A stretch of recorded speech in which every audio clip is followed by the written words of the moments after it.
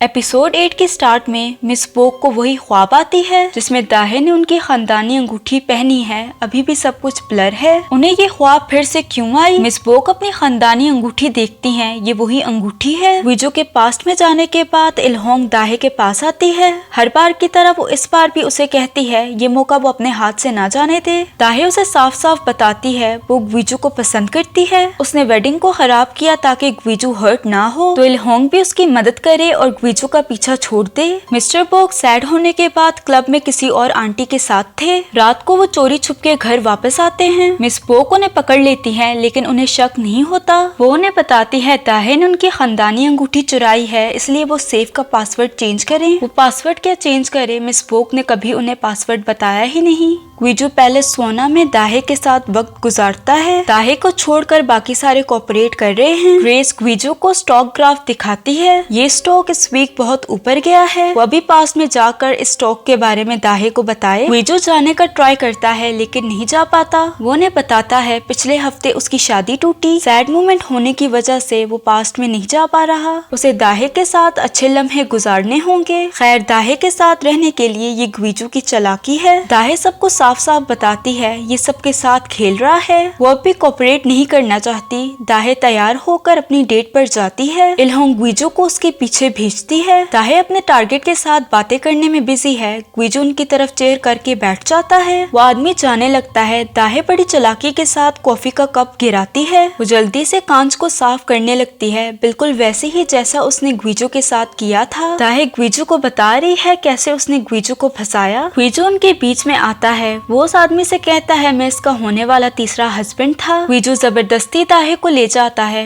बाहर वो जानबूझकर एक और आदमी से टकराती है। वो उससे कहती है क्या हम पहले मिल चुके हैं। वो उसके साथ बातें करने में बिजी थी। वो आदमी उसकी बातों में आ रहा था, तभी उस आदमी की वाइफ आ जाती है। वो दाहे से लड़ने के लिए तैयार थी, तभी वीजो उनके बीच आता है। वो दाहे को अपने साथ भागने का बोलता है। बड़ी मुश्किलों से उनकी जान बचती है। वीजो दाहे को अपने साथ डिनर पर जाने का बोलता है। दाहे टेंशन ना ले, ये सिर्फ एक बिजनेस डील है तो दाहे भी कह देती है हर घंटे का वो 10 मिलियन लेगी। वीजो दाहे से कहता है तुम्हें मेरी टेंशन लेने की जरूरत नहीं, ये सब कुछ मेरे अपने फायदे के लिए है। दाहे को अच्छे से पता है वीजो को दाहे की टेंशन है, वो उसे बचाना चाहता है। वो उससे कहती है तुम्हें भी टेंशन लेने की जरूरत नहीं, मैं अपने फायदे के लिए इलहोंग के साथ हूँ। वीजो उसे बताता है वो फायर फाइटर क्यों बना। बचपन में ही उसे पता चल गया था असली खुशी अपनी खुशी में नहीं है, इसीलिए वो फायर फाइटर बना। दाहे उसे अपने बचपन के बारे में बताती है, कैसे उसने बाइक चलाना सीखी और कहाँ पहली बार उसने शेव्ड आइस खाई। बातों के दौरान वीजो गायब होकर पास में आ जाता है। कैप्टन ह्योजन वीजो को डांटते हैं। जॉब के पहले ही दिन वीजो ने अपने बाजू पर चोट खाई है। बिल्ली को बचाते हुए उसे चोट आई है। ह्योजन उसकी नकल उतारता है। वो उसे देखकर खुश होता है। तभी हॉस्पिटल में उसे इलहोंग दिखाई देती है। फ्यूचर वाला वीजो इलहोंग का पीछा करता है। हॉस्पिटल के एक कमरे में दाहे के बाप का फ्यूनरल है। इलहोंग दाहे को उसके बाप के कर्जे के बारे में बताकर उससे इंश्योरेंस पेपर साइन करवाती है।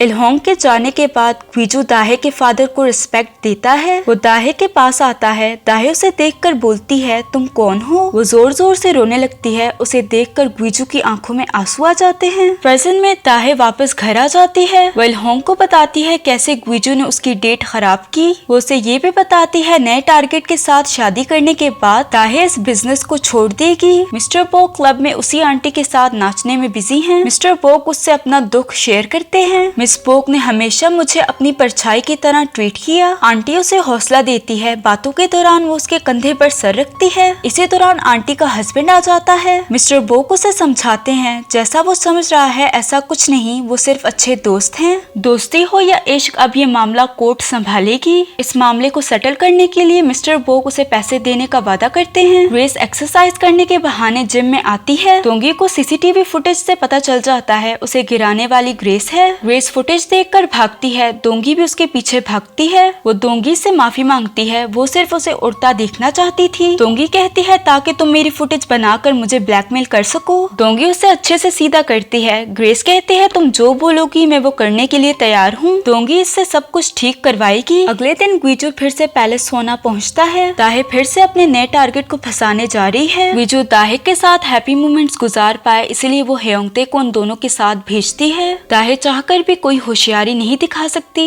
दोनों साथ वक्त गुजारते हैं। ह्योंगते ने दाहे पर नजर रखी है। ह्योंगते उन्हें खुश करने की कोशिश करता है। इसका कोई फायदा नहीं, दाहे खुश नहीं है, इसलिए ग्वीजू भी खुश नहीं है। ग्वीजू को याद आता है दाहे ने शेव्ड आइज के बारे में बताया था। वो ह्योंगते के साथ उसी दुकान पर जाकर शेव्ड आइज लाएगा। इससे यकीनन दाहे का मूड ठीक हो जाएगा। ग्वीजू ह्योंगते को अपने साथ ले जाता है। वो दुकान काफी दूर है। दुकान तक पहुँचते पहुँचते रात हो जाती है। फाइनली वो लोग यहाँ आ गए। वो दाहे के लिए शेव्ड आइज लेता है। वो उसे अपने साथ नहीं ले जा सकता, बर्फ पिघल जाएगी। वो ह्योंगते को बस का टिकट लाने भेजता है। चालाकी से वो इस हफ्ते का विनिंग लॉटरी नंबर लिखता है। ह्योंगते के सामने ग्वीजू शेव्ड आइज के साथ एक रूम में जाता है। ह्योंगते के देखने पर ग्वीजू वहाँ से गायब है। जाहिर है ग्वीजू पास्ट में आया है। पास्ट वाला ग्वीजू ह्योंगते को साथ लेकर जा रहा है। फ्यूचर वाला ग्वीजू दाहे को शेव्ड आइज देता है। वो खुश है। शेव्ड आइज देखकर उसे पुरानी बात याद आती है। ये फायर इंसिडेंट के बाद की बात है। दाहे को बहुत ज्यादा भूख लगी है। पैसे ना होने की वजह से वो कन्वीनियंस स्टोर से एक ब्रेड चुराती है। वहाँ पर मौजूद एक बूढ़ी औरत अपना सामान लेती है। अपने सामान के साथ वो दाहे के ब्रेड के पैसे देती है। वो दाहे को अपने साथ ले जाकर उसे शेव्ड आइज खिलाती है।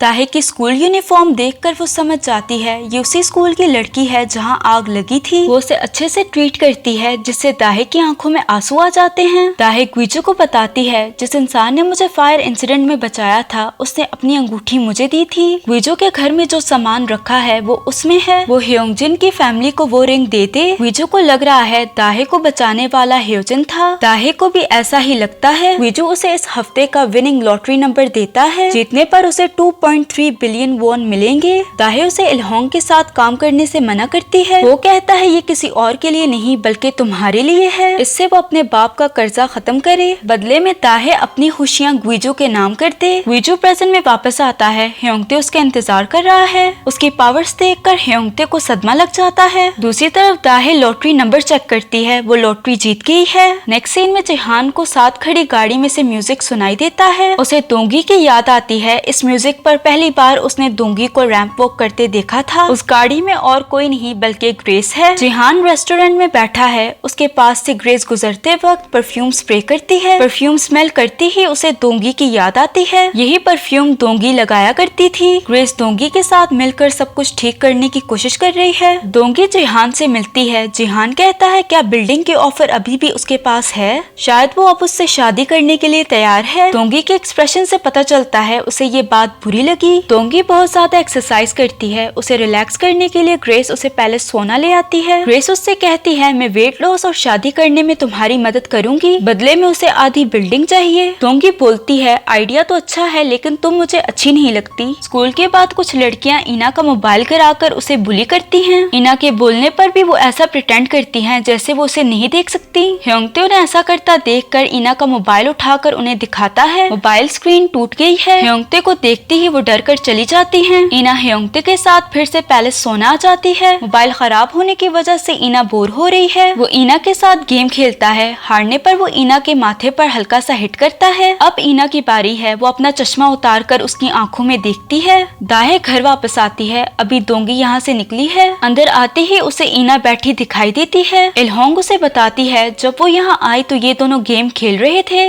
बेचारे ह्योंगते का माथा लाल हो गया है। वो हर बार इना से हार रहा है। उसे कुछ गड़बड़ लगती है। इना इस गेम को काफी एंजॉय कर रही है। इल्होंग को पता है ग्वीजू के दिल में भी दाहे के लिए मोहब्बत है, इसलिए वो चाहती है दाहे उनके साथ मिलकर फैमिली ड्रामा करे। हो सकता है एंड में जाकर ये दोनों फैमिलीज एक फैमिली बन जाए। दाहे को पता है यहाँ दाल नहीं गलने वाली, इसलिए वो मिस बोक के पास जाती है। मिस बोक उसे गाड़ी की चाबी देती है। ये लेकर वो ग्वीजू का पीछा छोड़ दे। दाहे उन्हें बताती है वो नहीं बल्कि ग्वीजू उसके पीछे पड़ा है। अब मिस बोक ही ग्वीजू को बचा सकती है। मिस बोक अपने पावर का इस्तेमाल करके ग्वीजू को कैसे बचाएं, उन्हें तो नींद नहीं आती। दाहे इसके लिए भी सोल्यूशन लेकर आई है। वो मिस बोक को अपनी चाय देती है, साथ में जीता हुआ लॉटरी का टिकट। जीता हुआ लॉटरी का टिकट देखकर वो समझ जाती हैं ग्वीजू ने उसकी मदद की होगी। दाहे कहती है ये लेकर मेरा पीछा छोड़ दे। मिस्टर बोक तलाशी लेते हैं। उन्हें कोई भी पैसे नहीं मिले। आंटी का हस्बैंड मिस्टर बोक को कॉल करके डराता है। मिस्टर बोक उससे थोड़ा टाइम मांगते हैं। कमरे में मिस बोक एक हाथ में लॉटरी और दूसरी हाथ में अंगूठी लेकर सो रही हैं।